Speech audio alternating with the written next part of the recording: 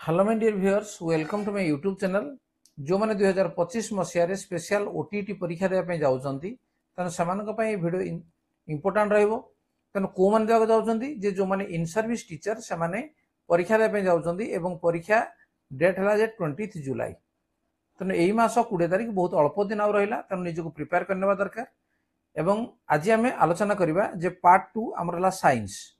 ताले साइंस रे जो मैंने एग्जाम देवाई दौरान भिडियो निश्चित भाव इंपोर्टाट तेणु भिडियो को प्रथम शेष पर्यटन देखी नियो चैनल को नुआ आसे सब्सक्राइब कर नोटिफिकेशन बेल को ऑन कर ठीक अच्छे। आरंभ करवा साइंस नंबर 1 जो 30 टी प्रश्न आमर पड़ो से 30 नंबर 30 नंबर आम केमती रखिपर मैक्सीम नंबर केमती आम रखा अधिक आम भूल करवानी कहीं पास करने नंबर हूँ 75 और जनरल जदि आम अच्छा 90 नंबर पास कराया पड़ो। ठीक अच्छे वीडियो को या देखा सहित पूर्व चैनल रे बहुत किसी स्पेशल ओटीटी वीडियो अपलोड करा देखी नि। आरंभ करिए नंबर 1 केउटी भूल। एकक परीक्षण सीमित शिक्षण दक्षता पर आधारित। एकक परीक्षण 30 रु 40 मिनिट रे संपादित होता है। एकक परीक्षण प्रश्न प्रस्तुति शिक्षक निजे करिथांती। एकक परीक्षण रे शिक्षार्थी अधिक मानसिक चापर बशवर्ती होइथांती। से कहूँ कौड़ा भूल आमर आमे बाछिबा ताहले एठी होउछि कोन जे एकक परीक्षण रे शिक्षार्थी अधिक मानसिक चापर बशवर्ती होइथांती। ये होउछि आमर भूल। नेक्स्ट नंबर 2 बहु विकल्प प्रश्न रे सठिक उत्तर सह दिया जायथिबा संभाव्य उत्तर गुडी को कोन कहा जाय। बहु विकल्प प्रश्न रे सठिक उत्तर सह दिया जायथिबा संभाव्य उत्तर गुडी को विक्षेपित, प्रक्षेपक, उत्प्रेरक केउटी नुहे या को कहा विक्षेपित। ठीक अच्छे। नेक्स्ट 3 विशुद्ध वायु और दूषित वायु मध्य पार्थक्य कौन। यही प्रश्नटी शिक्षार्थी मानकर केउ दक्षतार विकास कराइबो। ज्ञान, बोध, प्रयोग, कौशल। तो ये हूँ कौ दक्षता नहीं बोधर विकास ये कराइबो। पार्थक्य जेहेतु से करि पारुछि। विज्ञान शिक्षादान समय पिलामानक द्वारा निर्मित विभिन्न मॉडल और चित्र कहा माध्यम रे मूल्यांकन करा जाई पारे। चेकलिस्ट, रेटिंग स्केल, साक्षात्कार, पर्यवेक्षण। तो यार मूल्यांकन आम रेटिंग स्केल रे करिवा। नेक्स्ट कौनसी धारणा भित्तिक शिक्षण निमंते केउ पद्धति उपयोगी। धारणा भित्तिक शिक्षण निमंते को पद्धति उपयोगी। प्रकल्प पद्धति, परीक्षण पद्धति, संश्लेषण पद्धति, विश्लेषण पद्धति। तो यार सठिक उत्तर होछि कोन जे प्रकल्प पद्धति बा प्रोजेक्ट वर्क। त्रिपरिसर सारणी रे प्रथम परिसरटी कोन। पाठ्य एककर विषय वस्तु, विभिन्न प्रकार प्रश्न, शिक्षादान संबंधी लक्ष्य केउटी नुहे। तो ये हला हमर शिक्षादान संबंधी लक्ष्य कोन। ये हला त्रिपरिसर सारणी रो प्रथम परिसर। यदि आम लक्ष्य जानिबानी ताले शिक्षादान करी कोनोसी लाभ नाही।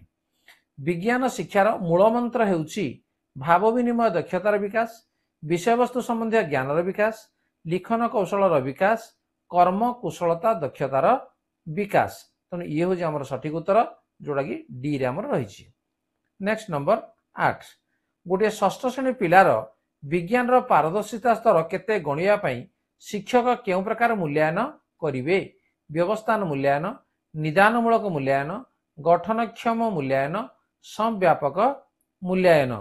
तो यार सठिक उत्तर है निदान भित्तिक मूल्यांकन से करेंगे जे तार पारदर्शिता केते जानिया पई। विज्ञान शिक्षार जने शिक्षार्थीर बौद्धिक और अणबौद्धिक स्तर विकास केते मात्रा साधित होइछि ताहा जानिया पई कोन व्यवस्था अछि। कृति परीक्षण, एकक परीक्षण, सामग्रिक मूल्यांकन, संव्यापक मूल्यांकन। तो तार सठिक उत्तर होइबो कोन जे संव्यापक मूल्यांकन। निम्नलिखित मध्यरु केउटी अणपरीक्षा पद्धति नुहे। पर्यवेक्षण, व्यक्तिगत विवरणी, लिखित परीक्षा, आग्रह सूची। तो अणपरीक्षा पद्धति नुहे लिखित परीक्षा, ये अणपरीक्षा पद्धति नुहे। स्टील बासन केउ केउ उपादान मिश्रण रु तैयारी। लुहा, निक्रोम और chromium, steel, nickel, chromium, steel, silicon, nickel, steel, cobalt और मैंगानीज। तो या देखा ताले स्टील, निकेल आउ क्रोमियम ये स्टील बासन तैयारी होउछि हैला केउंटी धातु हेले मध्य नरम अटे दस्ता सीसा सोडियम मैग्नेशियम तेणु नरम होला किए जे सोडियम ये धातु हेले मध्य नरम अटे सोडियम भली आउ क्यों धातु को किरोसिन रखा जाए पोटासियम गंधक धला फस्फरस कोबाल्ट तेणु आपको क्या पोटासियम ये हूँ आम सठिक उत्तर पोटासियम को मध्य किरोसिन रे रखा जाए कैरम बोर्ड पाउडर प्रस्तुति रे कहा व्यवहार करा जाए बोरन कार्बन सल्फर चक तेणु कार्बन पाउडर प्रस्तुति रे बोरन या व्यवहार करा जाए केउंटी भूल सबु धातु विद्युत सुपरिवाही केतेक अधातु विद्युत सुपरिवाही सबु अधातु तरल सबु धातु तापर सुपरिवाही सबु अधातु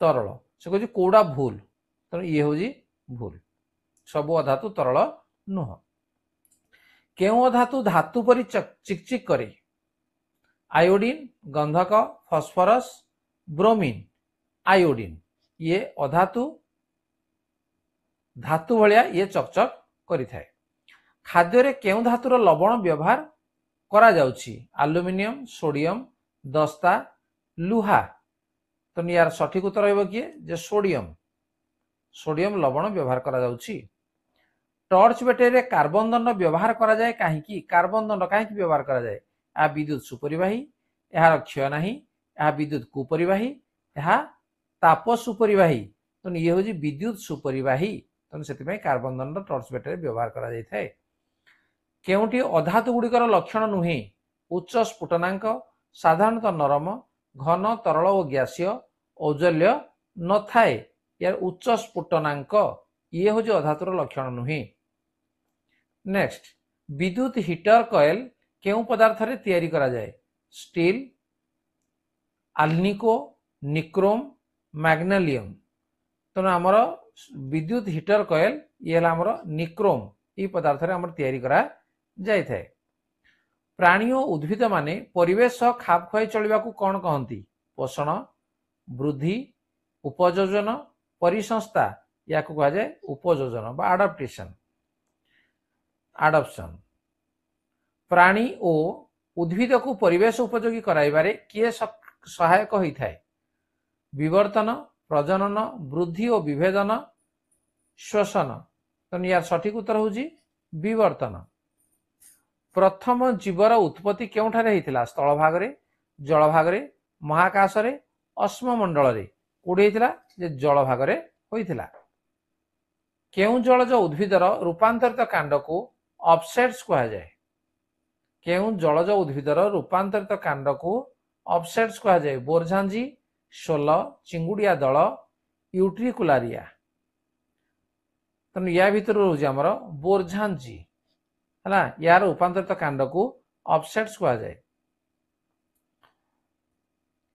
केउ जलज उद्भिदर चेरर अग्रभाग रे कला कला चेर थली मान रही थाए बोरझांझी शोल चिंगुड़िया दल क्लामाइडोमोनास तेणु ये हूँ आमर जे बोरझांझी ठीक अच्छे नेक्स्ट एक उद्भिदर नाम लेख जी जल रे संपूर्ण भाव बुड़ी करि थाए यार कांड कोमल शाखा प्रशाखा युक्त कांडर गंठीरु कमल और लोमस चेर बाहरी थाए क्लामाइडोमोनास चिंगुड़िया दल बोरझांझी शोल तेणु यार सठिक उत्तर हूँ चिंगुड़िया दल नेक्स्ट निम्नस्थ किए भूमितल जल रे द्रवीभूत अम्लजान को संग्रह करी शोषण कार्य संपादित करि थाए सप्तफेणी अरख हाइड्रिला माछ तेणु यार सठिक उत्तर हूँ हाइड्रिला भूमितल जल रे द्रवीभूत अम्लजान को संग्रह करी ये शोषण कार्य करि थाए निम्नस्थ केउ उद्भिदर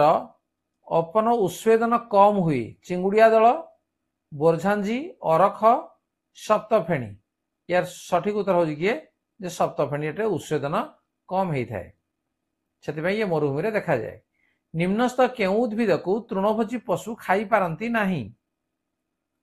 नहीं अरख बोरझांझी चिंगुड़िया दल शोल जे यार अरख को तृणभोजी प्राणी खाई पारती नहीं केउ उद्भिदर क्षीराजरे क्षारक मान रही है सप्तफेणी अरख बोरझांझी चिंगुड़िया दल तेणु यार सठिक उत्तर रही किए जे अरख ये क्षारक रही है।